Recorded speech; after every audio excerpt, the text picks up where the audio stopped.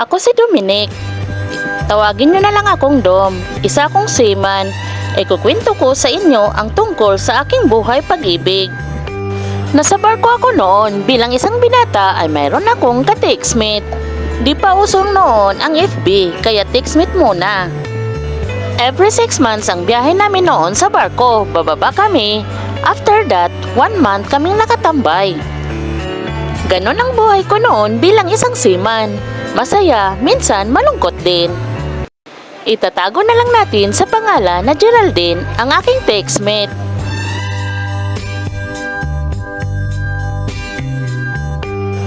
Text, tawag ang bukod naming communication. Gabi-gabi ko siya tinatawagan.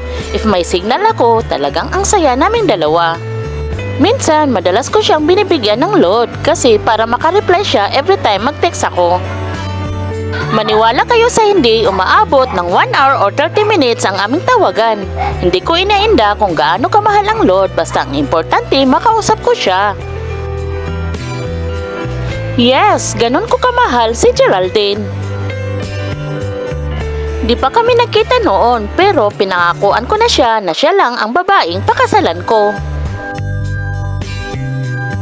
Sabi ko sa kanya, pagbaba ko ng barko, gusto ko magkita kami kaagad. Madali lang sa akin napuntahan ang lugar nila kasi doon naman nagkapag-asawa ang aking kapatid. Actually, kapatid ko talaga ang nagbigay sa akin kay Geraldine. Sa aming pagkikita ay masyadong kabado kaming dalawa pero excited. Doon nabuo ang aming mga pangarap sa buhay. Ang dami naming nabuong mga plano sa araw na yun. Sobrang saya na hindi namin mapaliwanag ang bawat isa. Sobrang mahal ko si Geraldine. Doon ko nakikita ang future ng aming magiging anak. No word can express my feelings on that time. Bata pa noon si Geraldine, 17 years old pa siya, kaya hindi ko pa siya pwedeng pakasalan. Dumating ang araw na babalik na ako sa barko. Pareho, in love kaming dalawa. Walang pagbabago. Minsan, hindi maiwasan ang pag-aaway namin, pero madalas talaga ang I love youhan. Siyempre, mahal na mahal namin ang isa't isa. But one day, may nag-text sa akin. Si Geraldine nakipaghiwalay sa akin. Hindi ko alam kung bakit, nabigla ako, nagulat. Sobrang gulat na gulat ako kasi maganda pa naman ang usapan namin kagabi. Kaya, tinanong ko ang aking sarili kung bakit. Lumipas ang ilang araw, biglang nag-text si Geraldine. Nagtatanong sa akin kung bakit wala na daw akong call or text sa kanya. Hello Dom, ano nangyari? Bakit wala kang text sa akin? Nag-aantay ako sa'yo. Ilang araw, wala ka man lang paramdam. Wala ka bang load? Or wala ka bang signal dyan? Di ba iniwalayan mo na ako? Ha? Anong iniwalayan? Hindi kita iniwalayan. Paano nangyari? Hindi naman kita na-text kagabi. Nag-text ka eh. Sabi mo, hiwalay na tayo. Kaya nagulat ako kung bakit. Kalaunan, nalaman ko din kung sinong misteryosong babae ang nag-text na nakigamit sa cellphone ni Geraldine. Ang kanila palang kapitbahay. Naalala ni Geraldine na nakitext sa kanya. Yun pala ang gumawa ng paraan para i-text ako at makipaghiwalay. O diba, saklap talaga. Pero naayos naman namin ang aming gusot ni Geraldine. Naging okay din kami.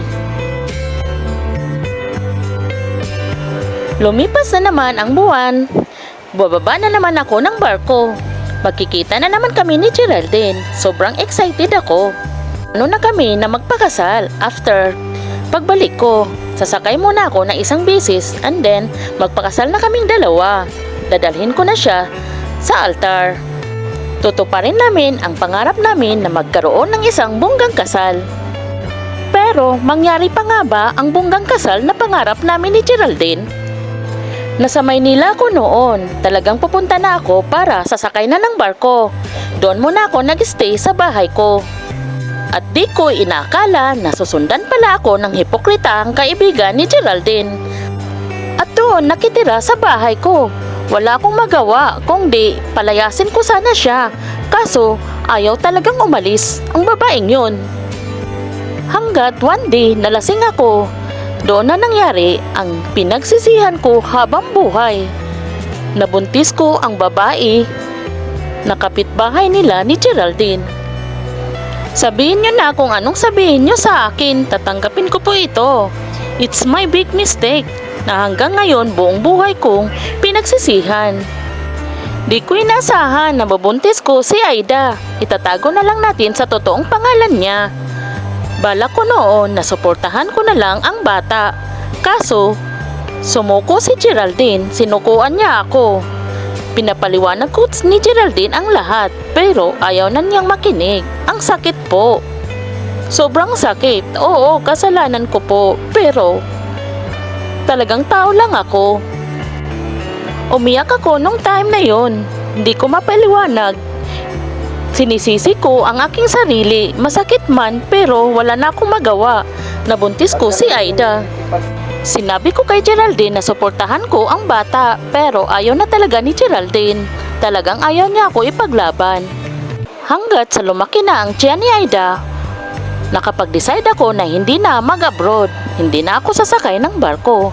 Ano pa ba ang silbi ng aking mga pangarap na isama ko sa aking pangarap ang babaeng pinakamamahal ko? Wala na, sira na, wasak na. Umuwi ako sa lugar kasama si Aida. Talagang nagatimpa ko na kausapin si Geraldine, pero talagang lumayo na siya sa akin. Gusto ko ng closure, gusto kong ipaliwanag sa kanya ang lahat, pero wala na talaga.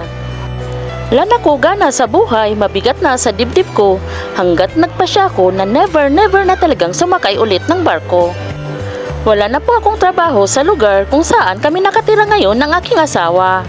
Dumating sa point na naging utusan na lang ako ng mga tao, tagabuhat ng mga kopra, tagaigib ng tubig, o kung ano-ano pa nga pwedeng pangkabuhayan para ibubuhay ko sa aking pamilya.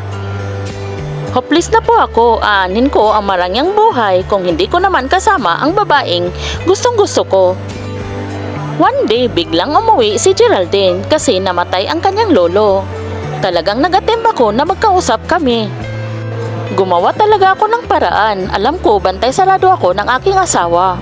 Pero nagkataon talaga na ang Diyos nagbigay sa akin ng daan na makausap ko si Geraldine.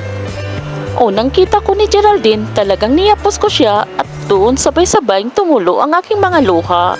Sobrang sakit po talaga.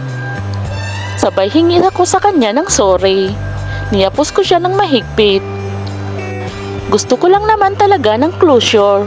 Gusto ko na sa huling sandali ng aking buhay, hindi naman natin hawak ang ating buhay, na makausap ko man lang siya at manghingi ng tawad. Salamat Geraldine na pinagbigyan mo ako. Kahit sobrang sakit na, ang bigat na ng aking dinaladala.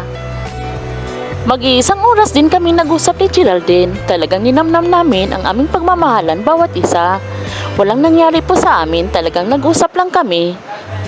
Gusto ko lang naman talaga na makausap siya na may closure kasi parang sa feeling ko, gagaan ang aking pakiramdam. Iiyak man ako, sisigaw ko man sa buong mundo. Ang sakit na naramdaman ko, wala na po akong magawa. Ito na po ang buhay na pinili ko, kasalanan ko man ang lahat. Pilit kong tatanggapin. Lagi niyong tatandaan na sa huli ang pagsisisi. Farewell message ni Geraldine sa akin na sana ipagpatuloy ko daw ang aking buhay kasama ang aking mga pamilya kahit hindi na daw siya kasama sa buhay ko. Sobrang iyak ko noon. Talagang si Geraldine ang gusto ko na makasama sa buhay. Pero wala na po akong magawa. Hanggang dito na lang po. Sana magustuhan ninyo ang aking kwento. Ang kwento ng aking pag-ibig na hanggang ngayon pinagsisihan ko. Salamat po.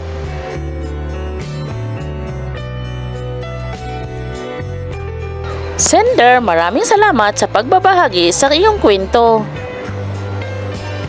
Ako si Beth Bongo Garay Tinambakan ay magsasabi sa inyo.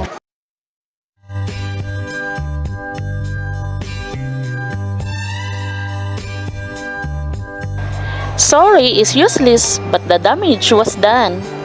Laging tandaan na wala sa unahan ang pagsisisi ay laging nasa huli.